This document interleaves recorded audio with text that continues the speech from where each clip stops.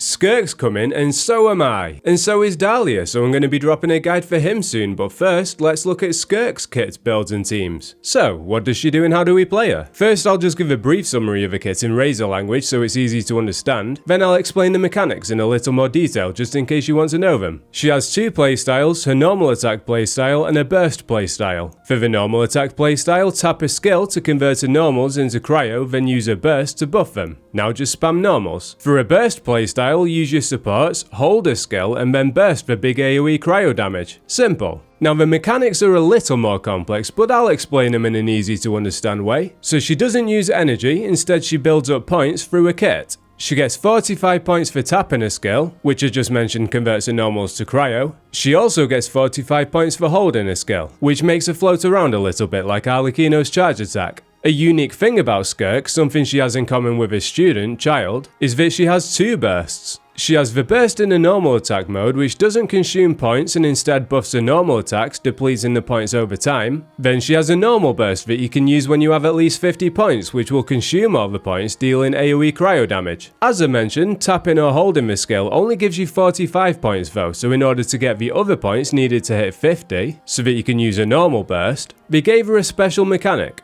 When teammates trigger cryo reactions, not including melt, a void rift will appear on field. 3 can exist at once and they can be consumed to give SKIRK 8 points each. She can consume them either by using a charge attack or burst in a normal attack mode, or when she holds a skill. It might sound confusing, but you'll understand it the second you do a trial. The way it works in practice is you use your supports, triggering cryo reactions will make rifts, you switch back into SKIRK and hold a skill. Obviously holding a skill gives her 45 points, and in doing so she consumes any rifts, giving her 8 points for each consumed. Even if she only consumes one, that'll give her 8 points, taking her up to 53 so she can pop a burst. The more points she has beyond 50, the more damage her burst deals. TLDR of her passive buffs are that she increases her normal attack damage and burst damage the more hydro or cryo teammates there are. Also, when all party members are cryo or hydro and there's at least one of each, everyone's skill is increased by 1 level because apparently she wasn't broken enough already. Onto her pros and cons. Having a meta cryo DPS is appreciated because even though we already have a few cryo DPSs, realistically they're not meta. With SKIRK'S big damage, she definitely will be. Her synergy with strong units like Farina, Sea Lolly and Escoffia is a positive too. If we take a unit like Mualani just as an example, she's strong, but her not synergizing with a lot of stronger units means she gets a lot less play than other DPSs that do. SKIRK doesn't have to worry about that. Her having 2 different playstyles with a burst and normals is interesting. Her unique burst is cool too. She doesn't use energy and builds it up through her own kits, just like Moika, so there's no need to worry about energy recharge. It also suits the playstyle of content where you don't start off with your burst. These kind of events are becoming more common, so her working in that kind of content is a positive. The last positive I want to talk about is artifacts. A lot of people assume she'd need a 4-piece of a new set, Finale, which is her strongest set, but she has strong alternatives in different circumstances like Marechaussee Hunter and Blizzard Trail, which we'll get onto in a minute. She does have an expensive ceiling though. There are units like Clorand who can work in teams with just 4-star teammates and still clear all content in the game. SKIRK'S going to be demanding a lot of those 5 stars. Her kit pushing you strictly towards freeze is restrictive too. I'd much rather Hoyoverse rework the freeze reaction rather than just selling us units so powerful in freeze teams they circumvent its flaws. Money talks, I guess. In terms of weapons, her signature will obviously be best. It gives crit rate as well as both crit damage and attack when she's at 0 energy. For alternatives, almost anything with crit rate, crit damage or attack will do, but there are some with nice passives. For 5 stars, Mist Splitter has a high base attack, 44 crit damage and up to 40% elemental damage. Haran gives 33 crit rate, 12% elemental damage and 20% normal attack damage. Jade Cutter is strong as always with 44% crit rate and some extra attack, scaling off a HP. Uraku Misugeri has 88 crit damage and 16% normal attack damage. For experimental teams, it also gives another 16% normal attack damage when a party member deals geo damage. Summit Shaper gives a shit ton of attack and even more if you're protected by a shield. For 4 stars, Black Sword gives 40% normal attack damage and 27% crit rate. Wolffang gives 27 crit rate, 32% skill and burst damage, as well as an extra 4% crit rate when a skill or burst hits opponents. opponents which can stack 4 times. There are 2 decent free-to-play options as well. The first is the Fontaine Craftable Finale of the Deep, which has a high base attack, secondary status attack, as well as even more attack from a passive, but will require a healer to clear the bond of life it inflicts on her. Does anyone remember the 5.2 event weapon, Calamity of Ishu? I thought it looked really cool and I was a little bit disappointed that we didn't have anyone who can hold it. Now with Skirk we do. The stats are the same as the Fontaine Craftable, but when characters are protected by a shield,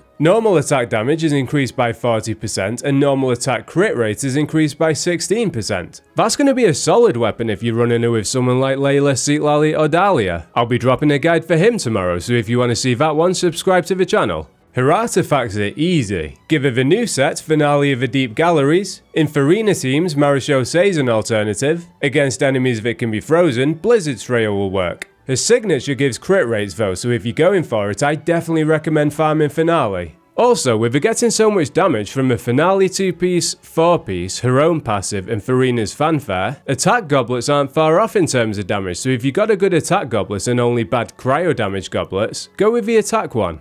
For this next section, we'll call in Escoffier to help us cook some teams. Quite predictably, she's going to be SKIRK'S best teammate. There are alternatives which we'll look at, but they will all be downgrades. Just a reminder, she will benefit most from full cryo and hydro teams due to a passive. Because of this, we've got Farina in there. She's going to provide the team with an extra damage dealer, she'll buff Skirk with a Fanfare, and she'll even enable Skirk to hold 4-piece Marechaussee. For the flex slots, I recommend Hydro so you can get the Hydro Resonance for extra HP. Yolan's going to be a strong choice because she scales off HP too, provides the team with another damage dealer, and she's also buffing Skirk. Escoffier takes the last slot and she shreds both cryo and hydro resistance by 55%, heals everyone and makes it so that the entire team is full of damage dealers. She also gives us the cryo resonance for an extra 15% team-wide crit rate. In AoE situations against enemies that can be frozen, it's nice that this team has a lot of elemental application. In single target situations where enemies can't be frozen, every single one of these characters excels at single target, so it's a quite flexible team. If you don't have Yolan, you can use Dahlia for extra attack speed, and he also opens up the option to use Calamity of Ishu. There is of course the option to swap someone out, let's say one of the Hydro units, in favour of another cryo support like Citlali or Shenhe. Citlali gives us 40%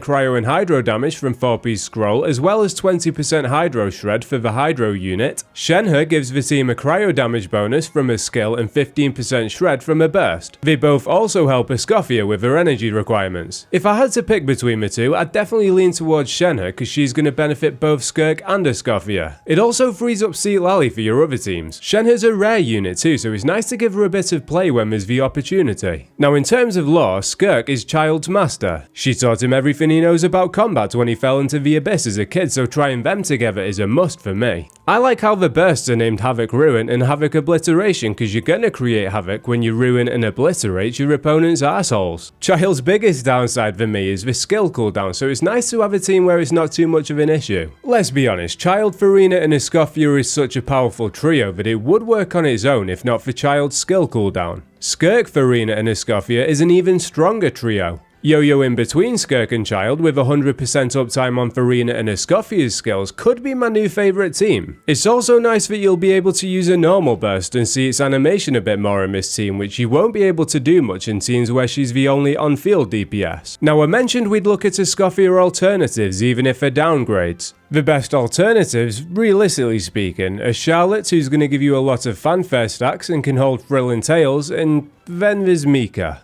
I know you don't like Mika, but come on, he's a kid, let's not be too hard on him. With that said, Mika is a bit weird. Not the most outgoing kid. When he's in the presence of someone as intimidating as Skirk, he makes weird noises, which obviously gets people on edge. They start acting erratic, you know, the movements are quicker than usual. That's bad news for enemies because it means Skirk's getting more hits in. With a driving off-field damage dealers like Xingqiu and Yolan, they'll also get more hits in. I like to give Mika 4-piece Noblesse, which is his medicine. That's what we tell people anyway. Sleeping pills. Helps to take the edge off. Mika's nervous around people and people are nervous around him too. It's uncomfortable. But if you don't have Escoffier, it might be your best bet. There are a few Hydro options. You could go with Barbara or Kokomi holding Thrilling Tales. Alternatively, maybe Mona holding Prototype Amber. There's the option to go with Layla as a shield. She can't heal if you bring in Farina, but she can hold Tenacity to give the team attack, as well as Freedom Swan if you have it to give attack and a normal attack damage bonus. Dali is an option too, but like Layla, he can't heal, so be conscious of this if you're using Farina. You could even run Shalonen. You lose the extra skill level from SKIRK'S passive as well as normal and burst attack damage, but you gain 4-piece scroll and 36% shred on both Hydro and Cryo. You'd also get an extra 25.6% elemental damage if you have a weapon. Looking outside of Freeze teams opens up options for those that don't have a Scoffia. A team of SKIRK, Moika, Bennett and then one of Emily or Nahida is going to put a burning aura on the enemies, which allows SKIRK to melt a hit. Wriothesley's better in this role, but it's an option for those that don't have him. Just know the infusion on SKIRK's normals won't last long because you can't create void rifts. You could even try teams with Electro. Superconduct still creates rifts, so if you were running someone like Cookie on a full elemental mastery build with 4-piece tenacity, she's going to trigger Superconduct for a lot of damage and give you 20% attack. If you're lucky enough to have a copy of Freedom Swan, she'll give SKIRK a further 20% attack and 16% normal attack damage. You can go with Shenhe for the cryo buffs and then one of Rosaria or Kaya in the last slot. Bear in mind, this will be very far off SKIRK's ceiling. Superconduct got buffed in 5.2 though, so I'd like to think we will get Superconduct units at some point during Nodcry. This seems purely experimental and I think there are some ways they can improve it. First of all, swapping Rosaria out for a dedicated Superconduct version of Chevreuse would be cool. Also, a more niche Superconduct trigger to replace Cookie would be nice too. A dedicated Superconduct set would be the last piece of the puzzle. I won't go into all the options for SKIRK as a burst support, but long story short, you'd use her in place of a support in any team with just Cryo or Hydro teammates. Nuvolette, Farina, Sea Lally, Escoffia for example. You can swap Sea Lally out for SKIRK and play her as a burst DPS. Ayato will work in the same team too, and he'll benefit from the extra skill level more than Nuvolette. Wriothesley can be used in the same team, and SKIRK would be a Shenhe alternative for anyone who doesn't have her. Overall, SKIRK's looking like a solid unit, just a restrictive one at that. I'm still hyped for her though. As a 1.0 player and a child main, I've been waiting for SKIRK longer than I've been waiting for any other character, so I'm pulling her regardless. Big damage, easy to build, we take those. I'm dropping a similar guide for Dahlia soon, as well as SKIRK and Dahlia showcases once 5.7 goes live. Subscribe to the channel if you're interested in those, and take it easy.